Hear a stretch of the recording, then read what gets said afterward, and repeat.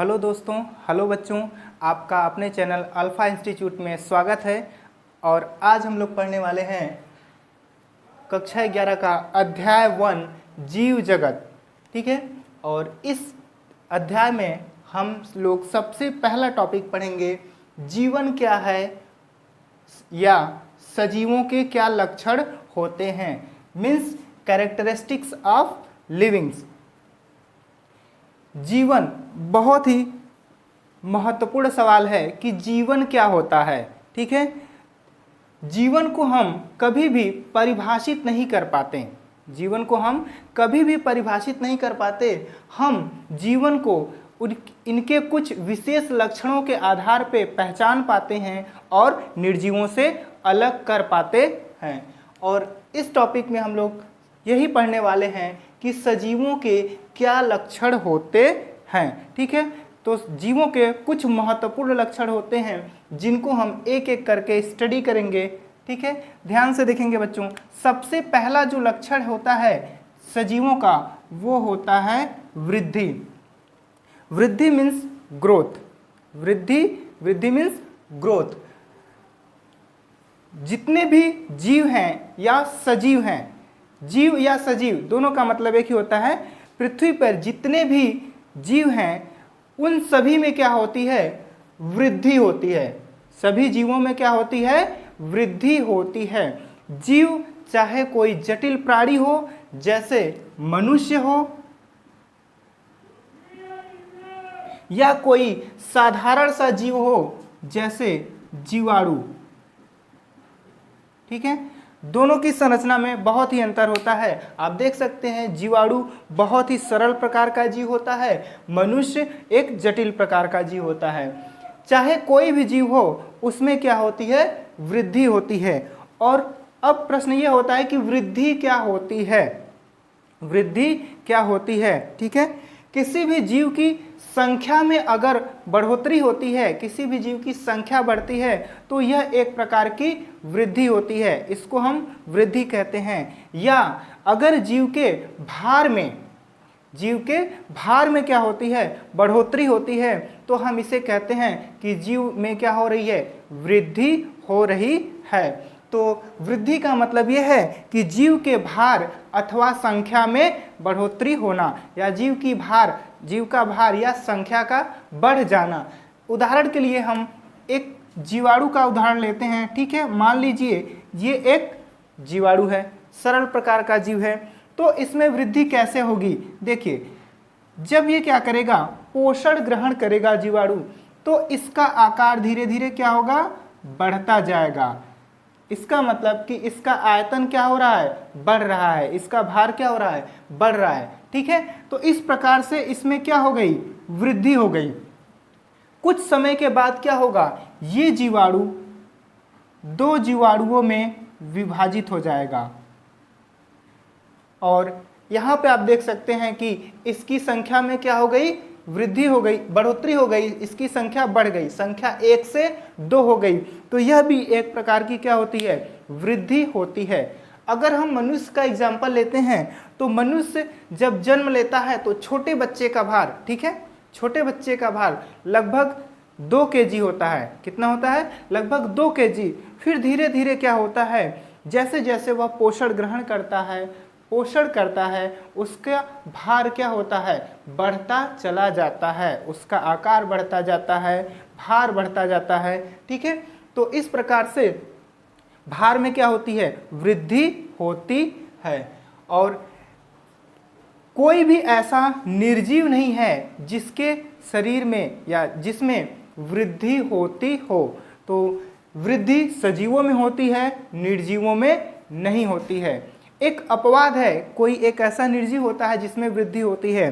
पर्वत आप लोग जानते हैं, माउंटेन निर्जीव होता है लेकिन फिर भी उसमें वृद्धि होती रहती है। कैसे वृद्धि होती है, हवा के द्वारा धूल के कण, ठीक है, पर्वत पे जाकर के, माउंटेन पे जाकर के डिपॉजिट होते रहते हैं, जमा होते रहते हैं, जिससे माउंटेन या पर्वत का आकार धीरे धीरे बढ़ता जाता है। लेकिन जबकि वह क्या है, एक निर्जीव होता है। ठीक है, तो इस प्रकार से सभी जीवों में वृद्धि होती है लेकिन निर्जीवों में वृद्धि नहीं होती है। अगला जो महत्वपूर्ण लक्षण है सजीव का वो होता है प्रजनन। प्रजनन सबसे महत्वपूर्ण लक्षण है जीवों का। पृथ्वी पे पाए जाने वाले सभी जीव, पृथ्वी पे पाए जाने वाले सभी जीव क्या करते हैं? प्रजनन करते हैं। पृथ्वी पे पाए जाने वाले सभी जीव प्रजनन करते हैं। प्रजनन क्या होता है यह आपको पता होना चाहिए। प्रजनन अपने समान नई संतानों को, नए जीवों को उत्पन्न करना प्रजनन कहलाता है। बहुत ही आसान सी परिभाषा है, ठीक है, आप लोग याद रखेंगे। अपने समान नए जीवों को उत्पन्न करना प्रजनन कहलाता है। जैसे जीवाणु है, जीवाणु 1 से 2 होता है, इसने नए जीवाणु को उत्पन्न किया, ठीक है, तो जीवाणु ने जीवाणु को उत्पन्न किया। मनुष्य मनुष्य को उत्पन्न करता है, कुत्ता कुत्ते को उत्पन्न करता है या जन्म देता है। इस प्रकार से ये प्रक्रिया क्या होती है? प्रजनन होती है। कोई भी ऐसा निर्जीव नहीं है जो क्या करता हो? प्रजनन करता हो। कोई भी ऐसा निर्जीव नहीं है जो प्रजनन करता हो। हाँ, कुछ प्रजनन के लिए कुछ अपवाद होते हैं। खच्चर, खच्चर के बारे में आप लोग जानते हैं, ठीक है। खच्चर घोड़ी और गधे, किसके? घोड़ी और गधे, घोड़ी और गधे के बीच ब्रीडिंग करा करके, ठीक है, प्रजनन करा करके उत्पन्न किया जाता है। और खच्चर को हम लोग इंग्लिश में म्यूल कहते हैं।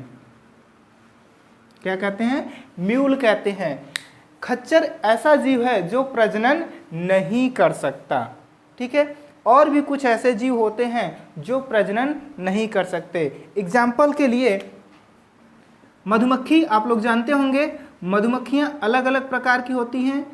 उसमें रानी होती है, ड्रोन होता है और श्रमिक मधुमक्खियां होती हैं। तो जो श्रमिक मधुमक्खियां होती हैं, श्रमिक मधुमक्खी स्टेराइल होती है। स्टेराइल होने का मतलब ये प्रजनन नहीं कर सकती, इनमें प्रजनन की क्षमता नहीं होती, लेकिन फिर भी ये क्या है? एक जीव है, ठीक है। तो ये क्या है? अपवाद हैं। इनमें क्या होता है?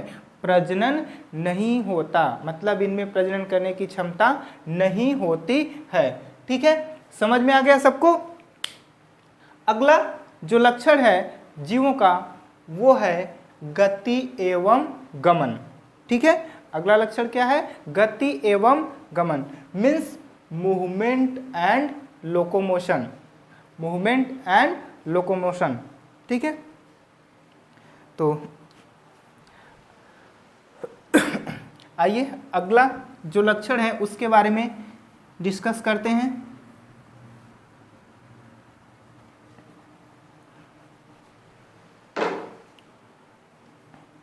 ठीक है, देखिए, गति एवं गमन। गति एवं गमन क्या होता है? सबसे पहले गति की बात करते हैं। बहुत ही आसान है। एक ही स्थान पे रह करके हिलना डुलना, एक ही स्थान पे रह करके हिलना डुलना गति कहलाता है, ठीक है। कोई भी जीव एक स्थान पे है, वह हिल रहा है तो वह क्या होगा? गति कहलाएगा, ठीक है। जैसे हम अभी यहाँ पे खड़े होकर के आप लोगों को पढ़ा रहे हैं, ठीक है, अपना हाथ मूव कर रहे हैं, इधर उधर ऐसे हिला रहे हैं, यह क्या होता है? यह एक प्रकार की क्या है? गति होती है। दूसरा है गमन। गमन क्या होता है? गमन में क्या होता है? जीवधारी अपना स्थान बदल देता है। मान लीजिए ये प्लेस ए है और ये प्लेस बी है, तो अगर जीवधारी यहाँ से लेकर के यहाँ पे चला जाता है, ठीक है, यहाँ से उठ करके या किसी तरह से चल करके इस प्लेस बी पे चला जाता है, तो यह एक प्रकार का क्या होता है? गमन होता है। गमन में जीवधारी का स्थान क्या होता है? बदल जाता है, वह एक स्थान से दूसरे स्थान पे चला जाता है। तो सभी जीव क्या करते हैं? गति एवं गमन करते हैं स्वतः ही, कैसे? स्वतः, इनमें स्वतः गति एवं गमन करने की क्षमता होती है। लेकिन आप लोग कहेंगे कि ट्रेन सर एक स्थान से दूसरे स्थान पे चली जाती है, तो ये सजीव हो गया? नहीं, उसमें स्वतः गमन करने की क्षमता नहीं है। उसके लिए क्या करते हैं, हम उसको फ्यूल देते हैं, ईंधन देते हैं, और उसको एक ड्राइवर, ठीक है, क्या करता है, कंट्रोल करता है, नियंत्रित करता है, जिसके द्वारा वह एक स्थान से दूसरे स्थान पे जा पाती है। ठीक है, तो ट्रेन सजीव नहीं है क्योंकि उसमें स्वतः गति करने की क्षमता नहीं है। ठीक है, चाहे कार हो गया, चाहे बाइक हो गया, अब यह भी एक स्थान से दूसरे स्थान पर जाते हैं, लेकिन किसके द्वारा नियंत्रित करके? मनुष्य के द्वारा नियंत्रित करके। तो जीवों में क्या होती है? स्वतः गति एवं गमन करने की क्षमता होती है। आप लोग जानते हैं जो जीव होते हैं, अगर मुख्य रूप से देखा जाए तो दो प्रकार के होते हैं। एक होता है पौधे, दूसरा जंतु। एक होता है पौधे, दूसरा होता है जंतु। आप सभी लोगों ने पौधे देखे हैं, किसी न किसी के घर के बगल में कोई छोटा सा गमले में पौधा होगा, नहीं कोई बड़ा सा आम का पेड़ होगा या कोई दूसरा वृक्ष होगा। ठीक है, तो पौधे क्या होते हैं? स्थानबद्ध होते हैं। पौधे क्या होते हैं? स्थानबद्ध। ये एक ही स्थान पे बंधे होते हैं। क्या होते हैं? स्थानबद्ध होते हैं, एक ही स्थान पे बंधे होते हैं, और ये एक ही स्थान पे रह करके क्या करते हैं? गति करते हैं। एक ही स्थान पे रह करके गति करते हैं। ये गमन नहीं करते। जो वृक्ष होते हैं गमन नहीं करते हैं, क्योंकि ये जड़ों के द्वारा मिट्टी में एक ही स्थान पे बंधे होते हैं। आपका गमला है, आप गमले में फूल लगा करके घर के आसपास रखे हैं, क्या गमला आपने आज गेट के पास रखा तो क्या वो अपने से छत पे चला जाता है? नहीं जाता, क्योंकि पौधे स्वतः गमन नहीं करते। लेकिन गमन नहीं करते पौधे, गति करते हैं। ठीक है, तो पौधे कैसे होते हैं? स्थानबद्ध होते हैं, इनमें गमन नहीं होता, इनमें गति होती है। लेकिन जंतु, इसकी तुलना अगर आप जंतु से करें तो जंतुओं में क्या होता है? गति एवं गमन दोनों होता है। गति एवं गमन दोनों प्रक्रिया होती है। ठीक है, घोड़ा है, एक स्थान से दूसरे स्थान पे जा सकता है। मनुष्य है, पैरों के द्वारा एक स्थान से दूसरे स्थान पे जा सकता है। ठीक है, यहाँ तक कि आप अगर केचुआ को भी देखें, जो कि एक सरल प्रकार का जीव है, वह भी रेंग करके एक स्थान से दूसरे स्थान पे जा सकता है। तो जंतु में गति एवं गमन दोनों होता है, पौधों में क्या होता है? केवल गति होती है। ठीक है, तो ये समझ में आ गया। अगला जो लक्षण है जीवों का वो है संवेदनशीलता। संवेदनशीलता मीन्स कॉन्शियसनेस। यह भी बहुत ही महत्वपूर्ण लक्षण है। ठीक है,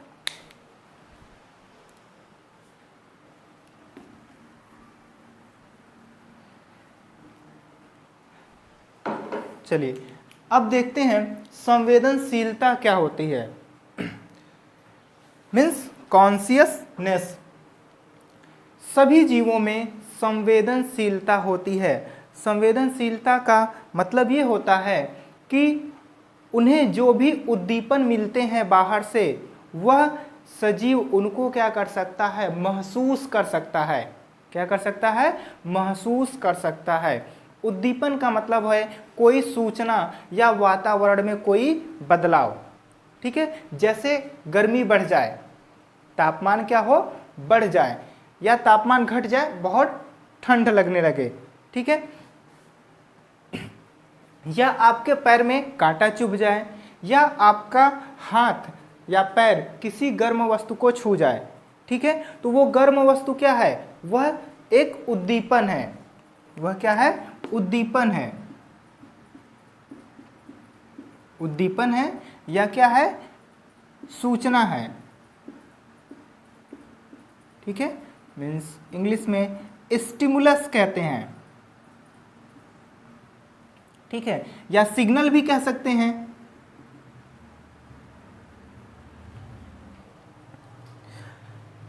तो सभी जीव क्या करते हैं? उद्दीपनों को महसूस करते हैं। अपने वातावरण में जो भी बदलाव हो रहे हैं उसको क्या करते हैं, महसूस करते हैं। जब आपको गर्मी लगती है तो आप क्या करते हैं, आप जाते हैं सीधे फैन ऑन कर देते हैं या एसी ऑन कर देते हैं, जिससे आपको गर्मी कम लगने लगती है। ठीक है, तो इसी संवेदनशीलता से ही क्या करते हैं, हम उद्दीपन को ग्रहण करते हैं और उसके प्रति क्या करते हैं, प्रतिक्रिया करते हैं। क्या करते हैं, प्रतिक्रिया करते हैं, प्रतिक्रिया। ठीक है, रिएक्शन देते हैं। क्या करते हैं, रिएक्शन देते हैं।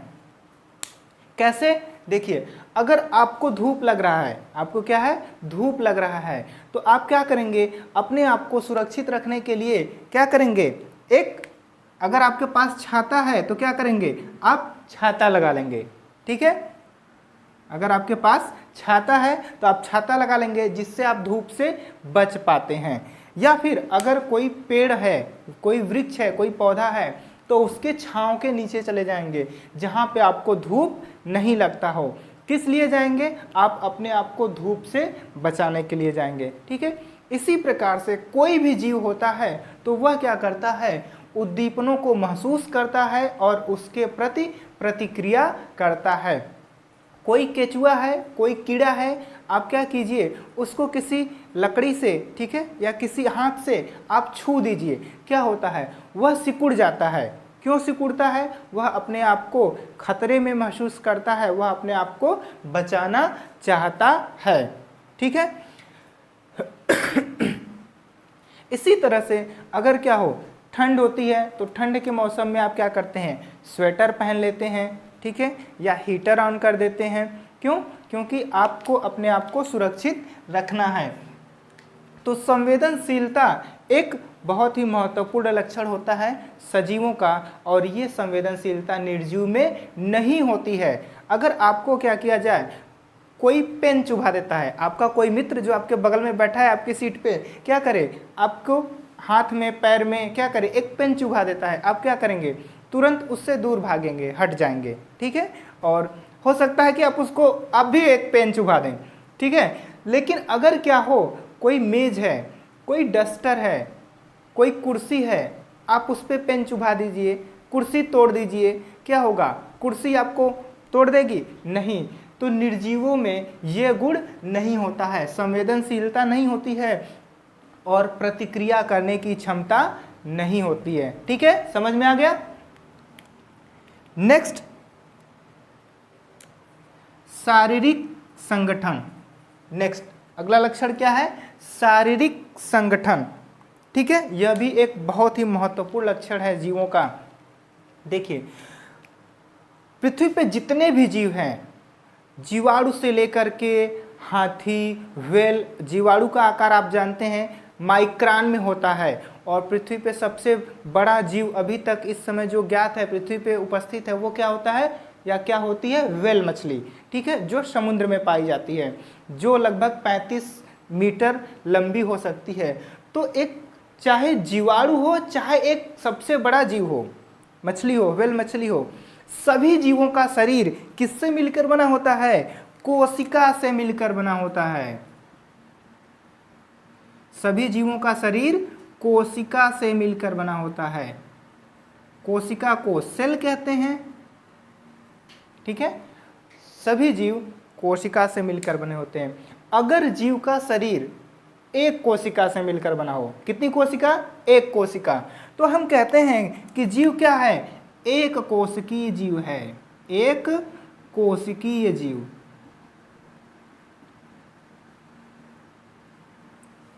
यूनिसेलुलर, एक कोशिकी को क्या कहते हैं, यूनिसेलुलर। ठीक है, लेकिन क्या हो, अगर जीव का शरीर एक से अधिक कोशिका, एक से ज्यादा, चाहे 3 हो, 4 हो, 5 हो, हजारों हो, ठीक है, अगर एक से अधिक कोशिका से मिलकर बना होता है तो हम ऐसे जीव को कहते हैं कि जीव क्या है, बहुकोशिकीय है। जीवधारी कैसा है, बहुकोशिकीय है, मीन्स मल्टी सेलुलर। कैसा होता है, मल्टी सेलुलर होता है। और जीवाणु कैसा जीव है? एक कोष की। अमीबा कैसा जीव है? एक कोष की। ठीक है। जुगलिना कैसा जीव है? एक कोष की। बहुकोष की जीव की बात करते हैं तो एक बहुत ही साधारण सा एग्जांपल ले सकते हैं, मनुष्य। मनुष्य बहुकोष की जीव होता है और मनुष्य के शरीर में लगभग 10⁻14, एक वयस्क मनुष्य के शरीर में 10⁻14 कोशिकाएं उपस्थित होती हैं। ठीक है। तो सभी जीवों की संरचना में क्या होता है? कोशिका होती है। कोशिका से मिलकर ही जीवों का शरीर बनता है। जैसे ईंट से मिलकर के किसी घर का निर्माण होता है, उसी तरह कोशिका से ही क्या होता है? जीवों का निर्माण होता है। कोई भी ऐसा प्राणी नहीं है, कोई भी ऐसा जीव नहीं है जिसमें कोशिका उपस्थित ना हो। ठीक है। सभी जीवों के शरीर में कोशिका होती है। लास्ट जो लक्षण है जीवों का वो क्या है? उपापचय। उपापचय मीन्स मेटाबॉलिज्म। ठीक है। देखते हैं मेटाबॉलिज्म क्या होता है।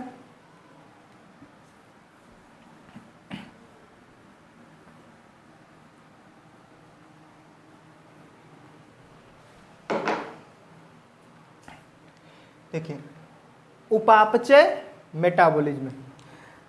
कोई भी जीवधारी होता है, उस जीव के शरीर में कोशिका है और उन कोशिकाओं में लगातार निरंतर हजारों जैविक क्रियाएं होती रहती हैं। हजारों जैविक क्रियाएं होती रहती हैं और इन अभिक्रियाओं में कुछ जटिल पदार्थों का निर्माण होता रहता है और कुछ जटिल पदार्थ सरल पदार्थों में, सरल अणुओं में टूटते रहते हैं। इन्हीं अभिक्रियाओं को उपापचय क्रियाएं कहते हैं अथवा इनको उपापचय कहा जाता है। इन सभी को क्या कहते हैं? उपापचय कहते हैं। देखिए, जो मेटाबॉलिज्म होता है, जो उपापचय होता है,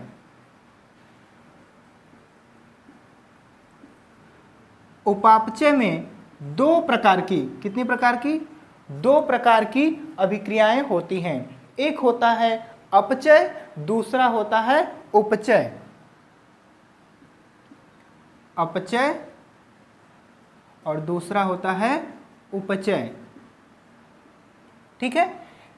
अपचय को एनाबॉलिक कहा जाता है, उपचय को कैटाबॉलिक। उपचय को क्या कहते हैं? कैटाबॉलिक कहते हैं। ठीक है। देखिए, एक जो अपचय अभिक्रिया होती है, इसमें सरल, ठीक है, सरल अणुओं से जटिल अणुओं का या जटिल पदार्थों का क्या होता है? निर्माण होता है। सरल से जटिल पदार्थों का निर्माण होता है। इस अभिक्रिया में, इस प्रक्रिया में, इस रिएक्शंस में क्या होता है? ऊर्जा की आवश्यकता होती है। ठीक है। उपापचय अभिक्रियाएं दो प्रकार की होती हैं, एक होता है अपचय, दूसरा उपचय। अपचय अभिक्रिया में क्या होता है? सरल अणुओं से क्या किया जाता है? जटिल पदार्थों का निर्माण किया जाता है। ठीक है। और इस अभिक्रिया में ऊर्जा की आवश्यकता होती है। क्या चाहिए? एनर्जी चाहिए। ठीक है। और अगर उदाहरण की बात करते हैं तो उदाहरण क्या होगा इस अभिक्रिया का, एनाबॉलिक रिएक्शंस का? प्रकाश संश्लेषण,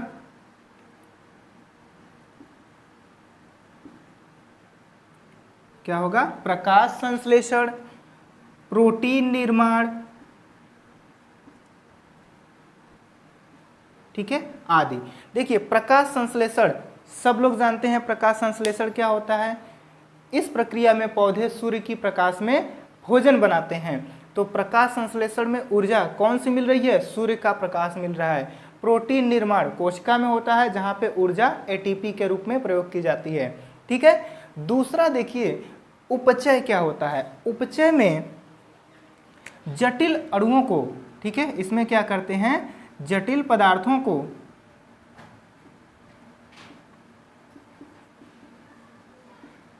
सरल पदार्थों में, ठीक है, सरल अणुओं में या पदार्थों में तोड़ा जाता है।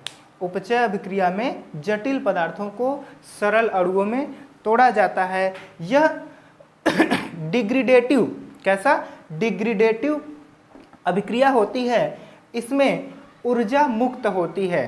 ठीक है, आप लोगों ने यूरेनियम का नाम सुना है, जिसमें क्या होता है, जिसको न्यूक्लियर रिएक्टर में क्या करते हैं, उसका विखंडन करते हैं और उस विखंडन में क्या होता है, ऊर्जा मुक्त होती है। इसी तरह से यहाँ पे कैटाबॉलिक रिएक्शन में जटिल पदार्थों को सरल अणुओं में तोड़ा जाता है और ऊर्जा मुक्त होती है। यहाँ पे अगर हम उदाहरण की बात करें तो यहाँ पे श्वसन इसका बहुत ही आसान सा उदाहरण है। श्वसन क्रिया में क्या होता है, ग्लूकोज के अणुओं का विखंडन किया जाता है और एटीपी का निर्माण होता है। तो एटीपी ऊर्जा मुक्त होती है, श्वसन में क्या होती है, एटीपी ऊर्जा मुक्त होती है। एटीपी मीन्स एडिनोसिन ट्राइफॉस्फेट, और ग्लूकोज के अणुओं को विघटित किया जाता है। ठीक है, तो ये होता है उपापचय, और उपापचय जैसी अभिक्रियाएं किसी भी निर्जीव में नहीं होती हैं। ठीक है, सबको समझ में आ गया। तो ये सभी जो लक्षण हैं सजीवों के, ये केवल जीवधारियों में ही, सजीवों में ही पाए जाते हैं, किसी भी निर्जीव में ये लक्षण नहीं पाए जाते। ठीक है, तो इन्हीं लक्षणों के आधार पे हम सजीवों को निर्जीव से अलग कर पाते हैं। ठीक है, एक इंपॉर्टेंट पॉइंट्स मैं बताने जा रहा हूं। विषाणु, जिसको वायरस कहते हैं, विषाणु को क्या कहते हैं, वायरस। और आजकल काफी ट्रेंड में है वायरस, कोरोना वायरस का नाम तो सुना ही होगा। तो ये देखिए, जो विषाणु होता है यह ना ही सजीव होता है ना ही निर्जीव होता है। ठीक है, विषाणु ना ही सजीव होता है ना ही निर्जीव होता है। तो फिर क्या होता है, इसमें क्या होता है कि सजीव और निर्जीव दोनों के लक्षण पाए जाते हैं। इसमें सजीव और निर्जीव दोनों के लक्षण पाए जाते हैं। तो इसलिए विषाणुओं को सजीव और निर्जीव के बीच की कड़ी कहा जाता है। ठीक है, विषाणुओं को सजीव और निर्जीव के बीच की कड़ी माना जाता है या कहा जाता है। विषाणु जब किसी कोशिका के अंदर, किसी जीव के अंदर रहता है तो यह जीवित प्राणी की तरह या सजीव की तरह व्यवहार करता है, लेकिन जब यह बाहर रहता है तो यह निर्जीव की तरह पड़ा रहता है। ठीक है, जैसे कोई भी टेबल है, जो ऐसे मिट्टी है, कंकड़ है, उस तरह से वायरस बाहर पड़ा रहता है। ठीक है, तो याद रखेंगे दोस्तों। ठीक है, आज के लिए इतना ही, आगे हम लोग नेक्स्ट क्लास में पढ़ने वाले हैं। ठीक है, थैंक यू।